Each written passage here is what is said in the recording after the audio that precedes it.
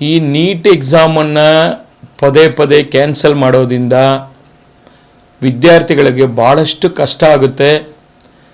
ಯಾರೋ ಕೆಲವರು ತಪ್ಪು ಮಾಡ್ತಾ ಇದ್ದಾರೆ, ಅವರನ್ನು ಪತ್ತೆ ಹಚ್ಚಿ ಇವತ್ತೇನು ಅಧಿಕಾರಿಗಳು ಕೇಸನ್ನು ದಾಖಲೆ ಮಾಡ್ತಾ ಇದ್ದಾರೆ. ಬಹುಶಃ ಇದು ಮತ್ತೊಮ್ಮೆ ಮರುಕಳಿಸ್ತಾ ರೀತಿಯಲ್ಲಿ ಎಚ್ಚರಿಕೆ ವಹಿಸಿದ್ರೆ ಸೂಕ್ತ ಅನ್ನೋದನ್ನು ನಾನು ಹೇಳಲಿಕ್ಕೆ ಬಯಸ್ತಾ ಇದ್ದೀನಿ. ಯಾಕೆಂದರೆ ಇವತ್ತು ಅವರು ಕಷ್ಟಪಟ್ಟು ಓದಿ ಎಕ್ಸಾಮ್ಗೆ ರೆಡಿಯಾಗಿ ಇನ್ನೇನು ಎಕ್ಸಾಮ್ ಬರೀಬೇಕು ಅನ್ನೋ ಸಂದರ್ಭದಲ್ಲಿ ಎಕ್ಸಾಮ್ ಕ್ಯಾನ್ಸಲ್ ಆದಾಗ ಭಾಳ ತೊಂದರೆ ಆಗುತ್ತೆ. ಹೌದು, ಅಲ್ಲಿ ಈ ಪೇಪರು ರಿಲೀಸ್ ಆಗಿರತಕ್ಕಂಥ ರಾಜಸ್ಥಾನ ವಿಚಾರ ನನ್ನ ಗಮನಕ್ಕೂ ಕೂಡ ಬಂದಿದೆ. ಅದರಿಂದ ಇವತ್ತು ಯಾರು ಎಕ್ಸಾಮ್ ಬರೆದಿದ್ದಾರೆ ಆ ವಿದ್ಯಾರ್ಥಿಗಳು ಎಲ್ರಿಗೂ ಕೂಡ ತೊಂದರೆ ಆಗಿರತಕ್ಕಂಥದ್ದು.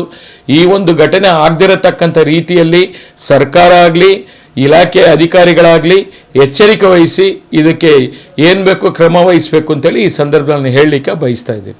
ಸರ್, ಈಗ ಒಂದಷ್ಟು ಕೂಗಿ ಏನಂದ್ರೆ ರಾಜಸ್ಥಾನದಲ್ಲಿ ಪೇಪರ್ ಲೀಕ್ ಆದ್ರಿಂದ ನೀವು ರಾಜ್ಯದಲ್ಲಿ ಮಾತ್ರ ಒಂದು ಈ ನೀಟ್ ಎಕ್ಸಾಮ್ ಮರು ಮಾಡಿ ಎಕ್ಸಾಮ್ ಪರೀಕ್ಷೆ ಮಾಡಿ ಉಳಿದ ರಾಜ್ಯಗಳಲ್ಲಿ ಬೇಡ ಅಂತಂದಿದ್ದಾರೆ ಸರ್, ನಿಮ್ಮ ಅನಿಸಿಕೆ ಏನು? ಅಲ್ಲ, ಅದರಲ್ಲಿ ಏನು ಟೆಕ್ನಿಕಲ್ ಆಗಿ ಏನು ಇಶ್ಯೂಸ್ ಇದೆ ಅಂಥೇಳಿ ಅದು ನೋಡಬೇಕಾಗ್ತದೆ. ಯಾಕೆಂದರೆ ಈಗ ಡಿಜಿಟಲ್ ಯುಗ. ಯಾಕೆಂದರೆ ಈಗ ರಾಜಸ್ಥಾನ ಈವನ್ ಅಮೆರಿಕ ಇದ್ರೂ ಫಾರಿನ್ ಕಂಟ್ರಿ ಇದ್ರೂ ಕೂಡ ಹೋಗ್ಬಿಡುತ್ತೆ. ಒಂದು ವಾಟ್ಸಪ್ಪಲ್ಲಿ ಎಲ್ಲ ನಡೀತದೆ, ಎಲ್ಲಿ ಬೇಕಾದ್ರೆ ವೈರಲ್ ಮಾಡ್ಬೋದು.